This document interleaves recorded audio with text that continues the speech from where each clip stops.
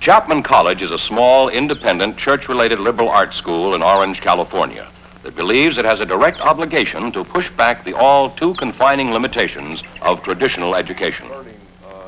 In 1965, Chapman began a shipboard campus program in which students and faculty would live together in an academic community, traveling the world, seeing and experiencing in foreign ports what they studied in class aboard ship. Since that time, this magnetic concept has attracted several thousand students, not only from Chapman, but from hundreds of colleges all over the country and abroad. Now, with the help of scholarships and loans, any student who is academically qualified can find the means to have this experience. And credits for courses offered on the ship transfer readily to other academic institutions. To accommodate the entire academic community, Holland America Line converted a 15,000-ton air-conditioned liner into a fully equipped shipboard college. In addition to academic facilities, which include 12 classrooms, a science lab, and study areas, the ship provides all the services of a land-bound community. But the greatest service offered by the ship is that it's one of the best means of transportation for extended traveling. The ship provides a home away from home. Traveling inland requires only a light bag, and if land excursions do become wearisome, students can return to familiar surroundings and friends back on board the ship.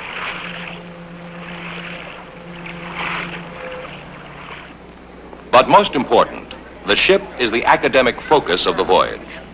The ballroom and lounges that once vibrated to the strains of the ship's orchestra now buzz with the rattle of typewriters and the chatter of students. The 10,000-volume library holdings have been selected to meet research needs for the curriculum and to provide a collection of reference works and a large browsing section.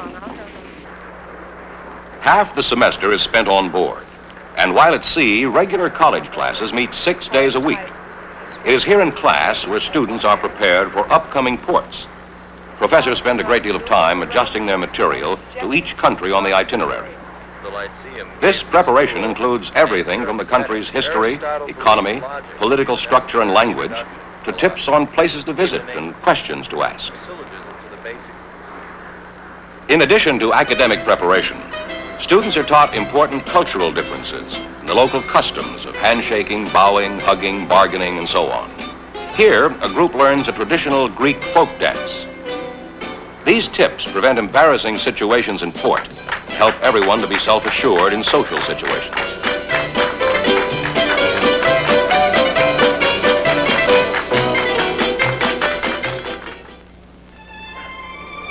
Once on land, all the preparations and warnings, hints and tips become reality. No longer does text material seem distant and vague. Students listen to the country's sounds, talk with its people, smell its aromas, taste its foods, and feel its pulse. In short, they live their education.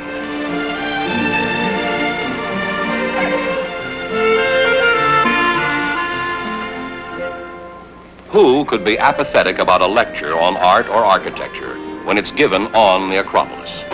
Instead of glancing at 3 by 5-inch pictures in a text, students walk among 2,500-year-old columns and listen to a Greek instructor from the University of Athens. All the buildings of the Acropolis.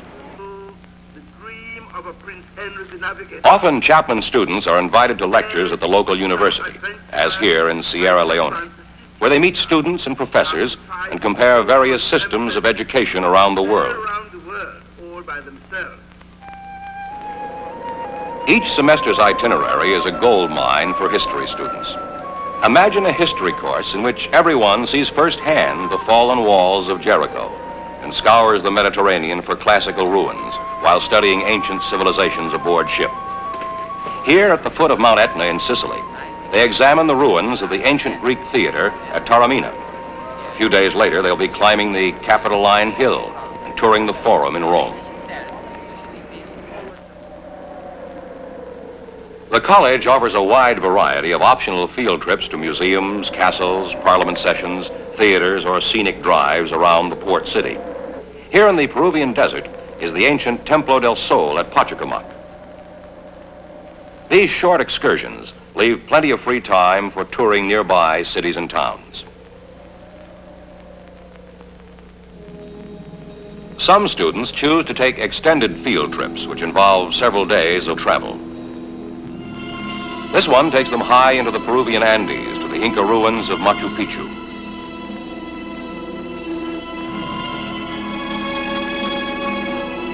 Archaeologists still puzzle over the significance of stone carvings and relics left behind in this former royal concubinage. And many Chapman students make the odyssey each year to this remote corner of the world to form their own theories about its artifacts.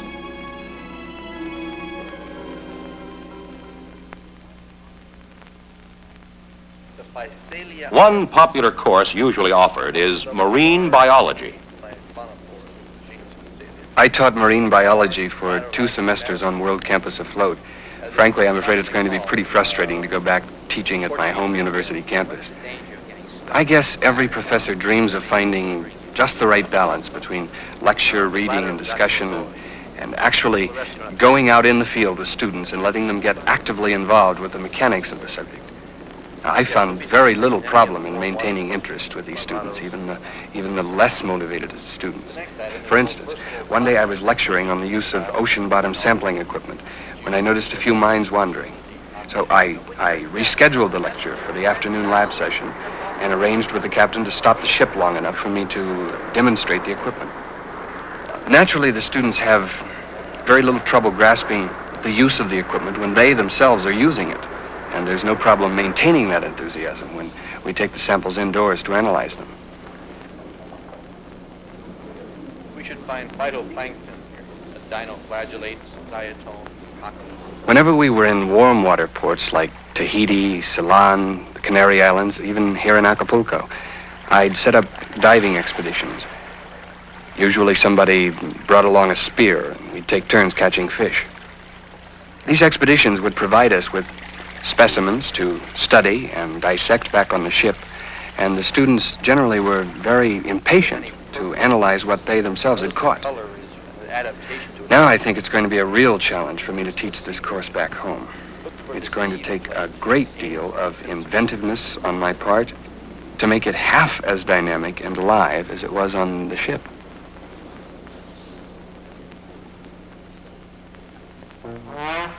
As there's not much exercise involved in walking around the campus, phys ed is required 3 times a week, although rumors persist that it's offered strictly for its entertainment value.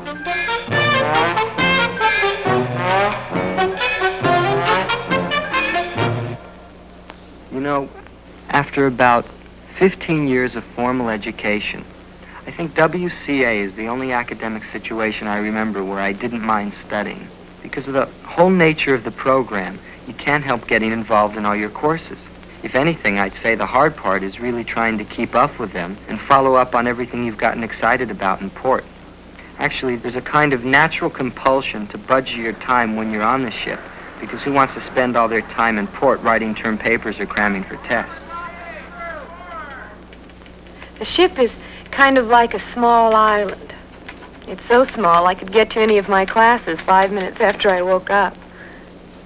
But what's really important about this close environment is that there's no escape from your problems. You've got to face them head on, and it doesn't take long to discover the give and the take in life. I learned more about my friends and about myself in 4 months than I would have in 4 years on a land campus. Of course, if someone does have a problem, they can always get professional advice from the school's counselors or the chaplains. This small community really creates an outstanding student-faculty rapport. I found I often got more from informal discussions and seminars with my professors than I did in class. And a lot of students who had always been inhibited around faculty members had no trouble at all breaking down those traditional barriers.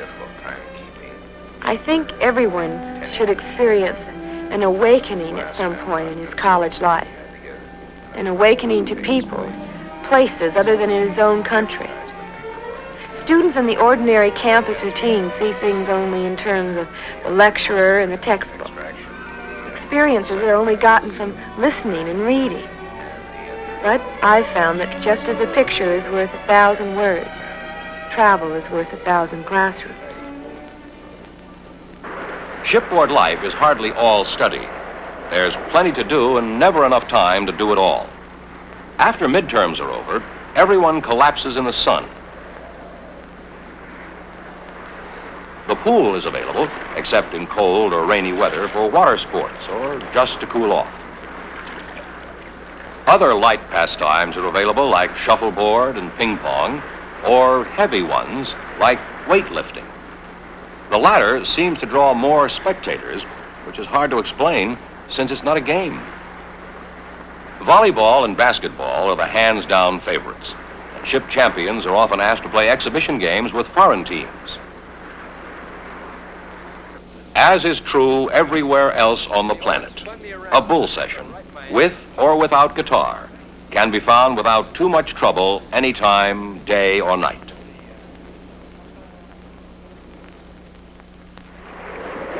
One myth that deserves squelching is about the storm at sea. Those who are prone to sickness in smaller craft, in nearly every case, get used to the daily motion and aren't even phased in rough weather. There is always a nucleus of those who prefer rough weather and stand at the rail for hours, taking wind facials like dogs out a car window.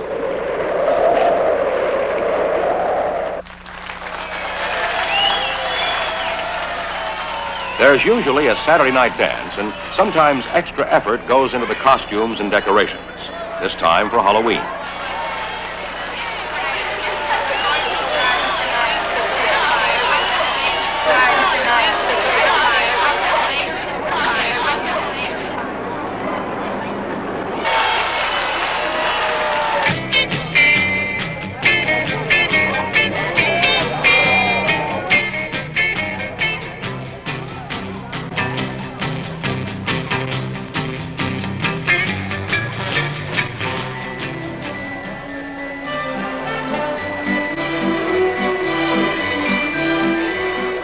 All major holidays are celebrated aboard.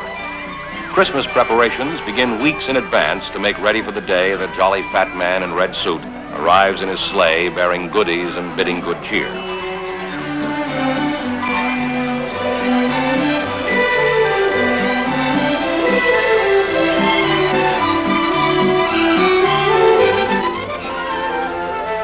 Instead of the usual self-service cafeteria style, the staff puts on the dog for this and other holidays, and everyone is pampered, from soup to nuts to a 10-course meal.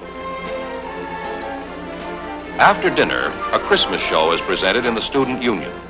And a few days later, after the excitement of bringing in the new year dies down, the last dance of the evening, and the last round of Auld Lang Syne, winds up the season's festivities.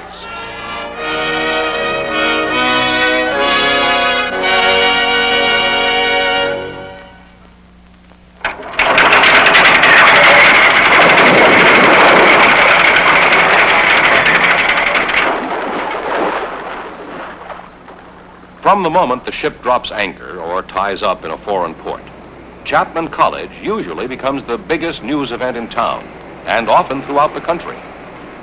People seem to be pleased that the college has chosen their country's culture as part of its program of study, and thus Chapman deans and student leaders often are called upon to honor national shrines and heroes.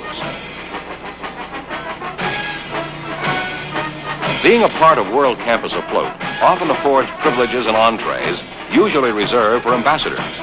The Prime Minister of Malaysia regularly hosts a private reception and dinner dance.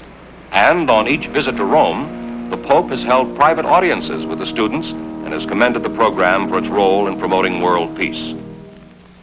In Taiwan, Madam Chiang Kai-shek personally relayed the respects of the Generalissimo and later met informally with the students. Television stations in some ports request talented groups or solo vocalists to perform on their nationally syndicated variety shows.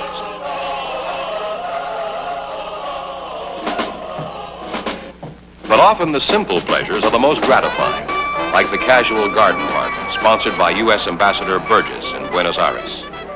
After 3 months in unfamiliar cultures, it can be strangely relaxing to stand on a tiny island of American soil, munch pretzels, and listen to Dixieland.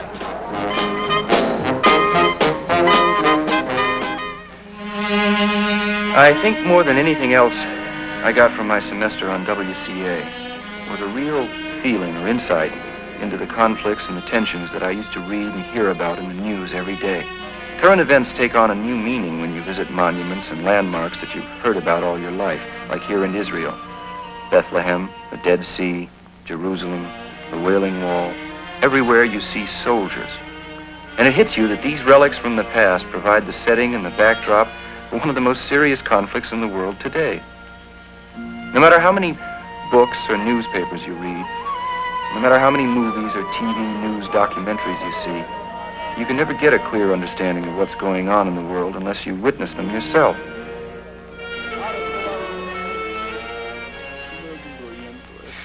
In Greece, my political science class was invited to participate in a symposium with cabinet ministers of the new military regime. This was the feature item on the televised news program in Athens. On the bus, I had a chance to talk privately with a few Greek students who clued me in on the changes that have taken place under the new government. They wanted a few of us to ask some direct questions about basic freedoms of speech and press and to question the validity of the last plebiscite. As it turned out, they didn't have enough room for the thousands of Greek students who showed up, so most of them lined the road and cheered as we entered. Those who were admitted sat silently. We could feel them kind of telepathically cheering us on to ask the questions they wanted answered. We later found out that none of the Greek students' reactions or any of our probing questions were mentioned in the newspapers or the telecasts. In Portugal, our contact with the local students was very highly restricted. But in Lisbon, a few of us managed to meet some students who described their struggles against the authoritarian government policies. It's funny, but now we find ourselves following international events a little more closely. It's really amazing that all the basic rights we take for granted at home, for much of the world, are at best far distant dreams. No matter what anyone thought about the country before leaving, I think everybody returned with a healthier respect for the United States.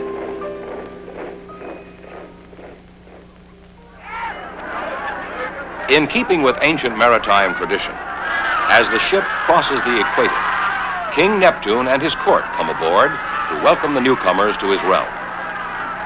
Welcome on board, Your Majesty, King of the oceans and seas, ruler of the deep. My dear Captain, it's a great pleasure to get back on board the SS Rheindamm. Now, darling, please, you slimy, earthly worms, sons and daughters of the most obscure corners of America, Europe, and Asia, bow down and press your noses hard against the deck of this proud ship, and that's an order.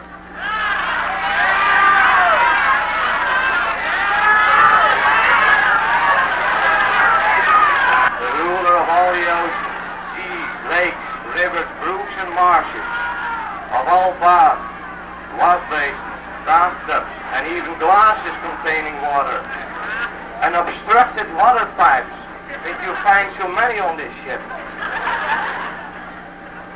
The Supreme Neptune, in his boundless benevolence and mercy, has thought fit to accept you into his retinue and among his watery fellows. Now I want you to rise and return to your student union and prepare yourself for purification.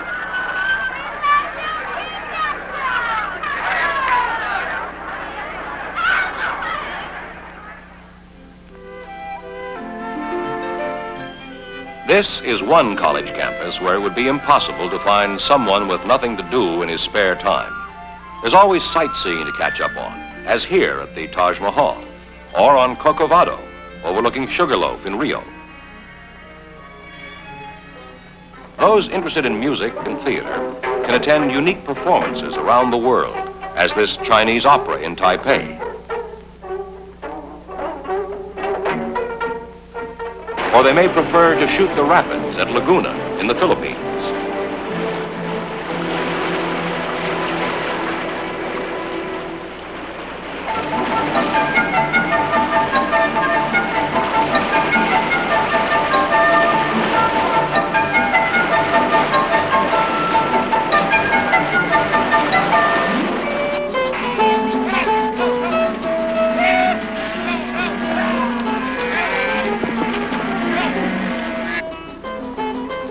Or ride horseback on an estancia in the Argentine.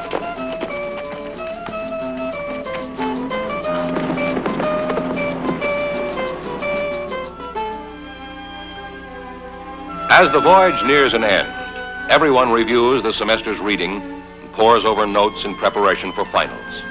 Term papers are typed and submitted. Then they turn to last-minute packing and gift wrapping and anxiously await their grades as the ship steams on toward home.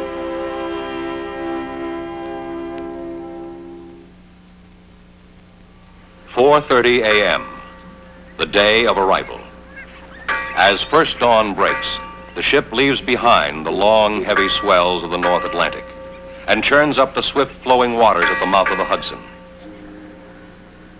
No one sleeps. On deck, little groups begin to cluster and line the rails.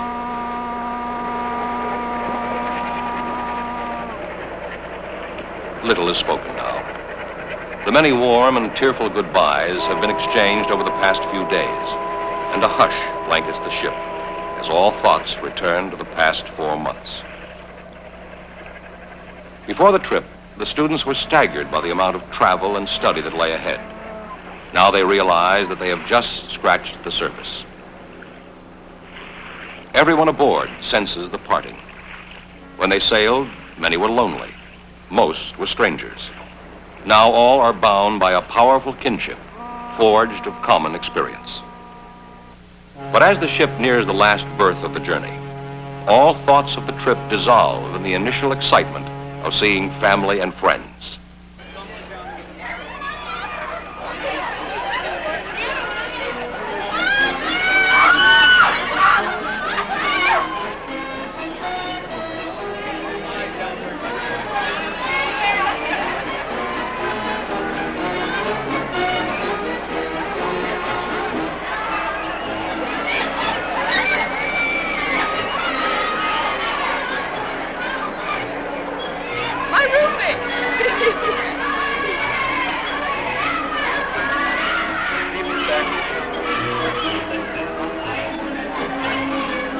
Soon, close friends and total strangers will ask about World Campus Afloat. The students will have difficulty describing their experience, for the semester has been a combination of many things. The ideas they have learned, the adventures they have had, and the changes they have undergone. Each episode of adventure, every fragment of experience, has constituted part of the picture, yet the whole somehow is greater than the sum of its parts. For each one, World Campus Afloat has a slightly different meaning.